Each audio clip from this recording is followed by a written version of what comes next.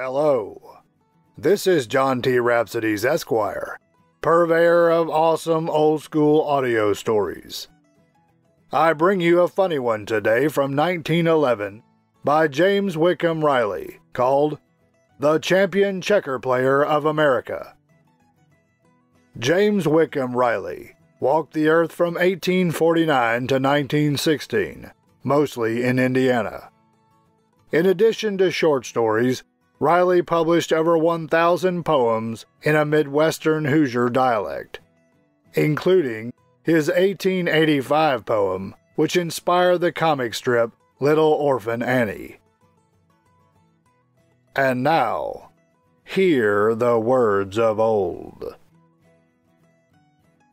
The Champion Checker-Player of Ameriky, from 1911, by James Whitcomb Riley.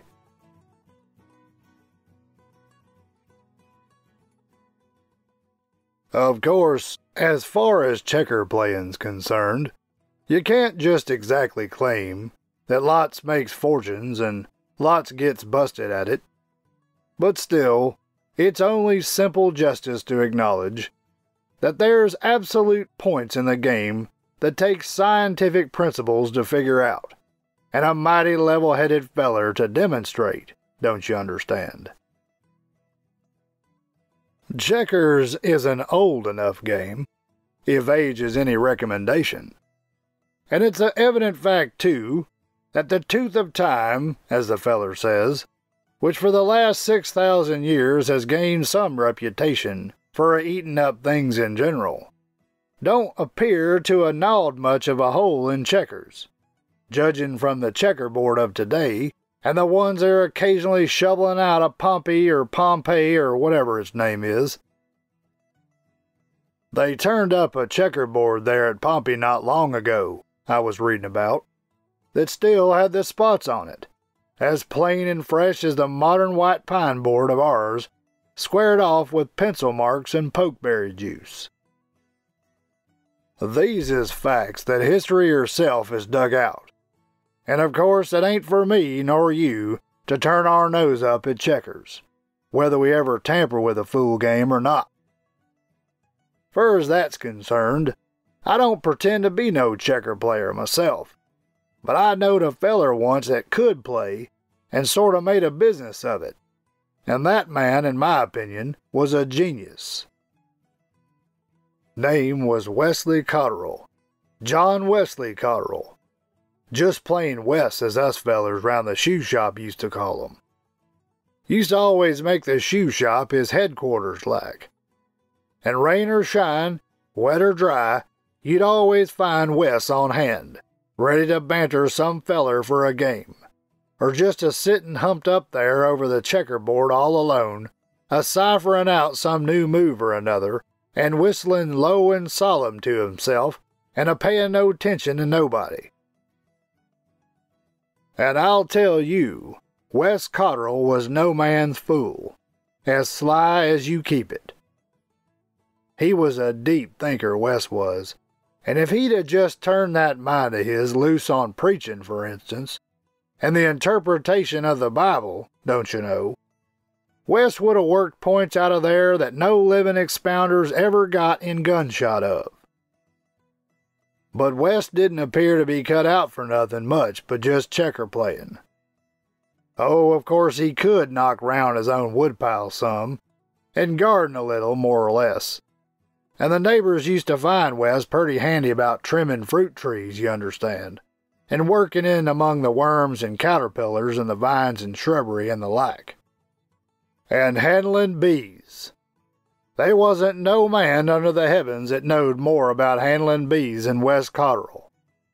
Settling the blame things when they was a-swarmin', and a-robbing hives and all such foolishness. Why, I've saw Wes Cotterill, 'fore now, when a swarm of bees 'd settle in an orchard, like they will sometimes, you know. I've saw Wes Cotterill just roll up his shirt sleeves and bend down an apple tree limb that was just covered with the pesky things, and scrape 'em back into the hive with his naked hands by the quart and gallon, and never get a scratch. You couldn't hire a bee to sting Wes Cotterill. But lazy? He was the first and only man that I ever laid eyes on that was too lazy to stop a checker game to point out the right road for a feller that asked him once the way to Burke's Mill. And Wes, without ever lifting an eye or a finger, just sorta crooked out that mouth of his in the direction the feller wanted and says, "Yonder," and went on with his whistling. But all this ain't checkers, and that's what I started out to tell you. Wes had a way of just naturally cleaning out anybody and everybody that'd help hold up a checkerboard. He wasn't what you'd call a lively player at all, nor a competitor that talked much across the board or made much fuss over a game while he was a-playing. He had his faults, of course, and would take back moves occasionally or inch up on you if you didn't watch him maybe.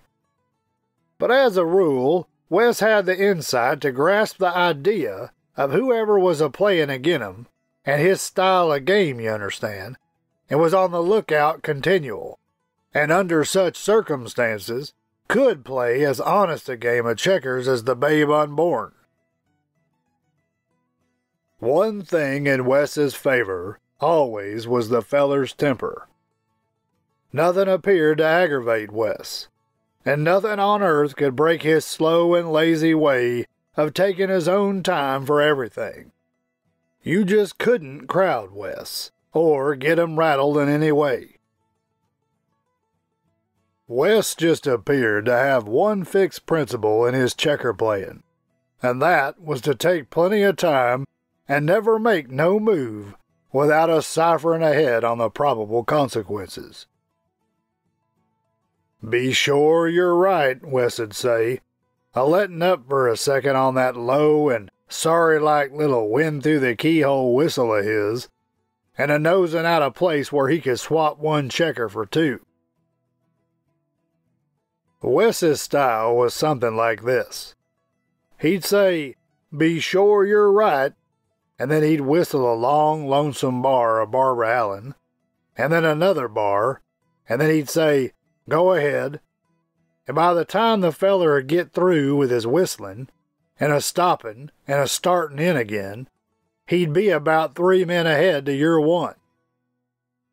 And then Wes would just go on with his whistling as if nothing had happened, and maybe leaving you just a-rearing and a-calling him all the mean, outlandish, ornery names that you could lay tongue to.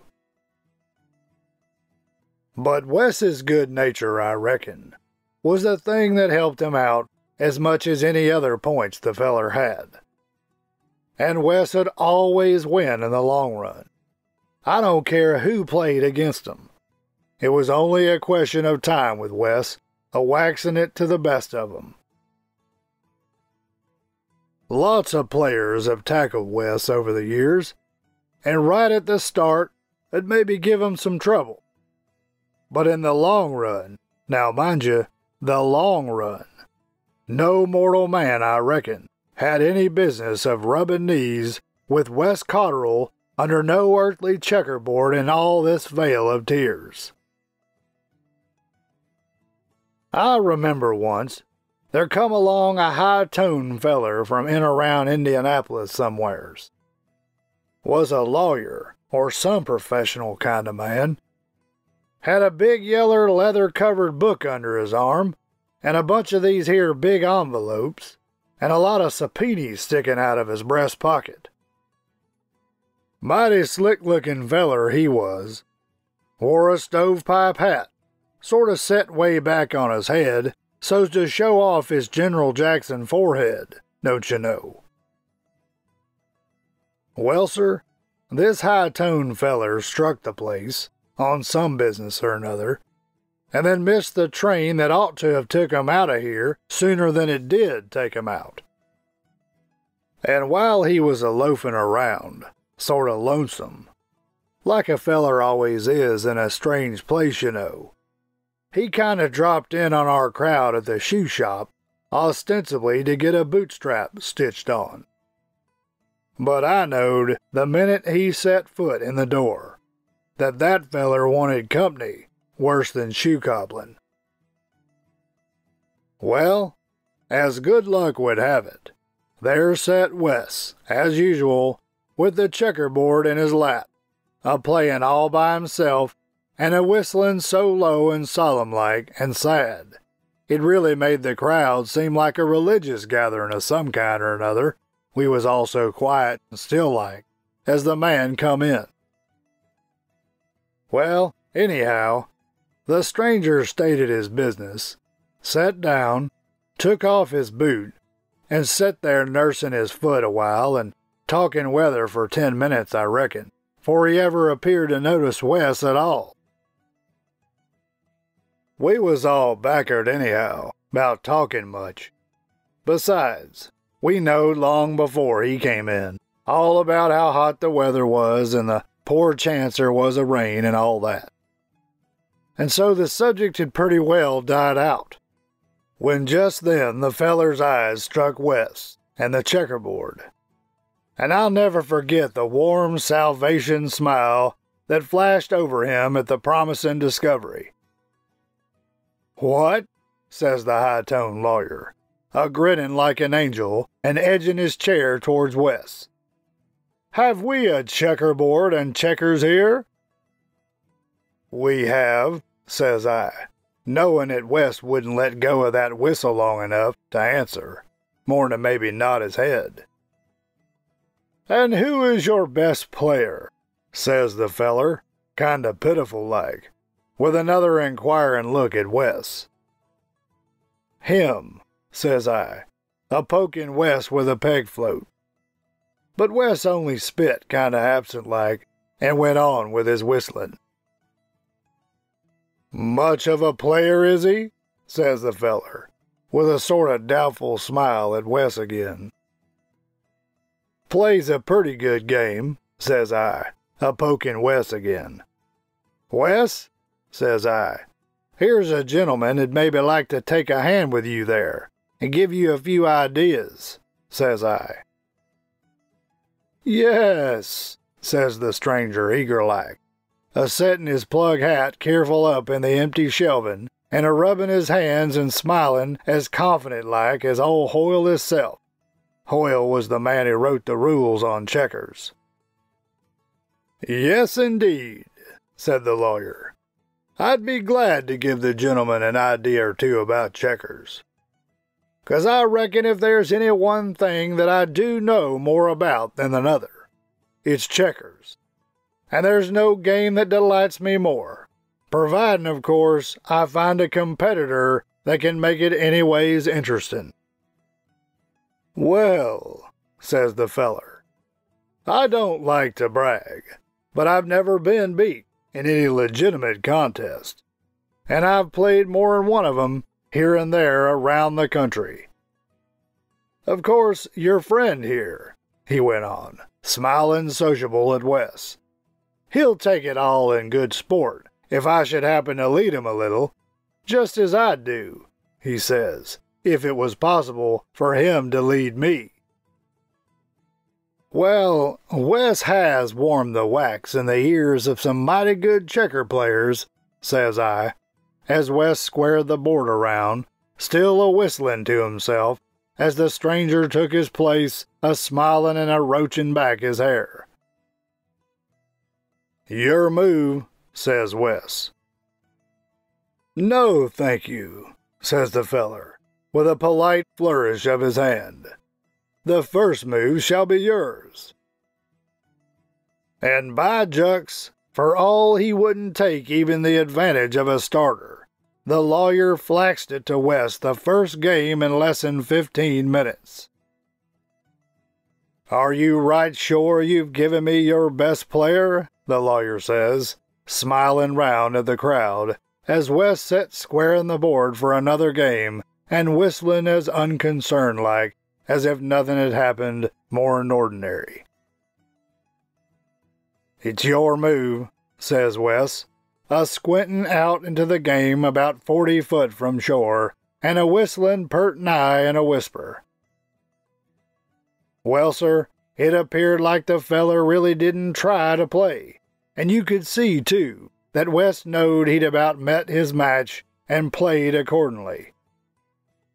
Wes didn't make no move at all that he didn't give careful thought to, while the feller, well, as I was just saying, it just appeared like checkers was child's play for him.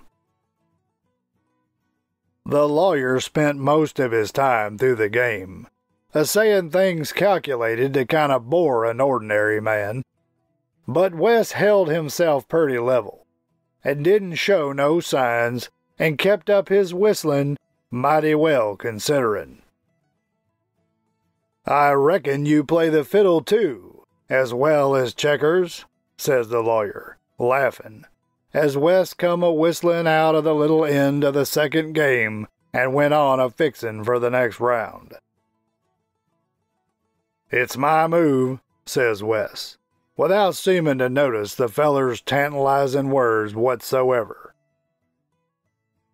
"Well, this time," thinks I, "Mr. Smarty from the metropolitan districts, you're liable to get waxed sure." But the feller didn't 'pear to think so at all, and played right ahead as glib-like and careless as ever, occasionally throwing in them sarcastic remarks of his about being slow and sure about things in general. "Like to see that," the lawyer said. "Like to see fellers do things with plenty of deliberation. And even if a feller wasn't much of a checker player, like to see him die slow anyhow, and then attend his own funeral, and march in the procession to his own music." And just then his remarks was brung to a close by Wes a-jumpin' 2 men, and a-lightin' square in the king row. "Crown that," says Wes, a-droppin' back into his old whistlin' tune. And for the rest of that game, Wes held the feller purty level, but had to finally knock under, but by just the closest kind of shave of winning. "They ain't much use," says the lawyer, "a-keepin' this thing up, 'less I could manage some way or another to get beat once in a while." "Your move," says Wes, a-droppin' back into the same old whistle and a-settlin' there. "Music has charms, as the good book tells us," says the lawyer, kinda nervous-like, and a-roachin' his hair back as if some sort of protracted headache was a-settlin' in. "Never was skunked, was you?"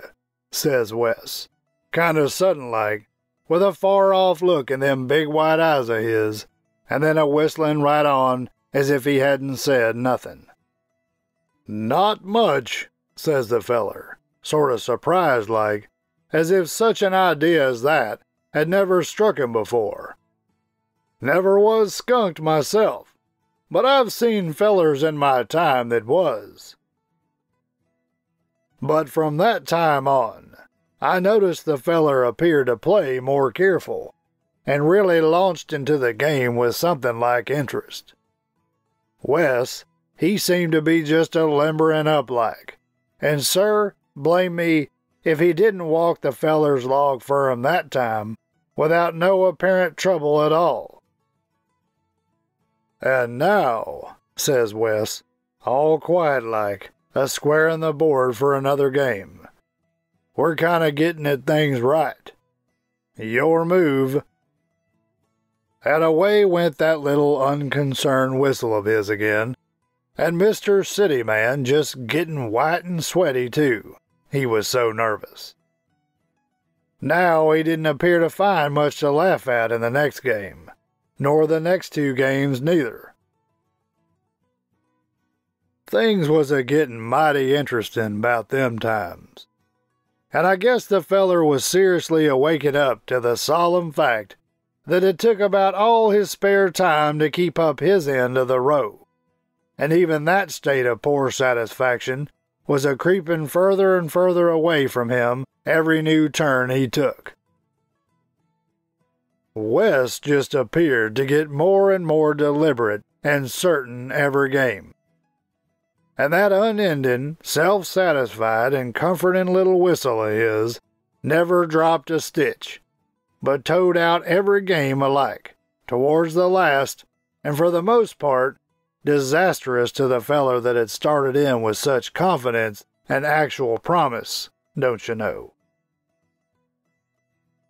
Well, sir, the high-toned lawyer stuck the whole forenoon out, and then the afternoon, and then knuckled down to it way into the night, yes, and plumb midnight, and he buckled into the thing bright and early next morning. And, sir, for 2 long days and nights, hardly a stopping long enough to eat, the feller stuck it out, and West just warping it to him hand over fist and leaving him further behind every game. Till finally, towards the last, the feller got so blamed worked up and excited like, he just appeared actually pert nigh plumb crazy and hysterical. It was getting late into the shank of the second day, and the boys had just lit a candle for 'em to finish out one of the closest games the fellers had played for some time. But Wes was just as cool and calm as ever, and still a-whistling, consoling to himself like, while the feller just appeared wore out and ready to drop right in his tracks any minute. "Durn you," the lawyer snarled out at Wes. "Ain't you ever gonna move?" And there sat Wes, a-balancing a checker man above the board, a-studying where to set it, and a-filling in the time with that there whistle. "Flames and flashes," says the feller again. "Will you ever stop that death-seducing tune of yours long enough to move?" And as Wes deliberately set his man down where the feller seed he'd have to jump it and lose 2 men and a king, Wes was a-singing, low and sad-like, as if all to himself, "Oh, we'll move that man and leave him there for the love of Barbary Allen." Well, sir, the feller just jumped to his feet, upset the board, and tore out of the shop, stark staring crazy. Blame if he wasn't. 'Cause some of us put out after him and overtook him way beyond the pike bridge and hollered to him. And the lawyer shook his fist at us and hollered back and says, "If you fellers over here," says he, "will agree to muzzle that darn checker player of yours, I'll bet $1,500 to 15 cents that I can beat 'em 11 games out of every dozen. But there's no money," he says, "that can hire me to play 'em again on this abounding earth only on them conditions. 'Cause that darn, eternal, infernal, dad-blasted whistle of his would beat the oldest man in America." And that concludes James Whitcomb Riley's 1911 story called The Champion Checker-Player of Ameriky. This is John T. Rhapsodies, Esquire, purveyor of awesome old-school audio stories. Thank you for listening. If you enjoyed this story and would like to hear more, please download the YouTube app, create an account, subscribe to this channel, click the thumbs up icon under the video, leave your thoughts in the comments section, click the notification bell for notice of new stories, and share the videos with your friends so that they too can hear the words of old.